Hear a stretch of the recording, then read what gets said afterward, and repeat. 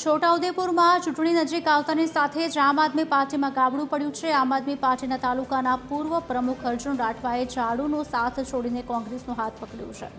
અર્જુન રાઠવા કોંગ્રેસમાં આવવાથી રાઠ વિસ્તારમાં કોંગ્રેસ પાર્ટી મજબૂત થઈ છે।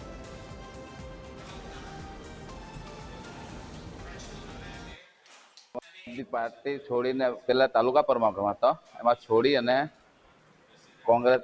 કોંગ્રેસના રાહુલ ગાંધીના વિચારધારાથી ખેડૂતોનો અવાજ ઉઠાવે છે અને જે ખેડૂતોનો અવાજ ઉઠાવે એટલે આમ આદમી પાર્ટીમાં કોઈએ ઉઠાવનાર નથી। એના રાહુલ ગાંધીના વિચારધારાથી કોંગ્રેસ જોઈન કરી છે। આદિવાસીનો આમ આદમી પાર્ટીમાં કોઈ જવાબદારી માણસ જ નથી હતા। હા, નથી સાંભળતા, અમારું નથી સાંભળતા।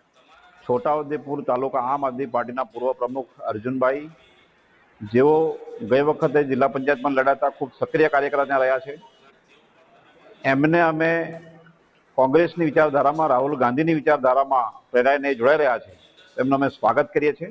આજે અમને ખૂબ ખુશી છે અર્જુનભાઈના આવવાથી છોટાઉદેપુર પૂરા તાલુકામાં અને ખાસ રાઠ વિસ્તારમાં કોંગ્રેસ પાર્ટી જે મજબૂત છે એના કરતાં ખૂબ મજબૂત થઈ રહી છે અને અમને ખુશી છે કે આવતા દિવસોમાં અમે સાથે રહીને આ ચૂંટણી લડીશું અને કોંગ્રેસ પાર્ટીને મજબૂત બનાવીશું।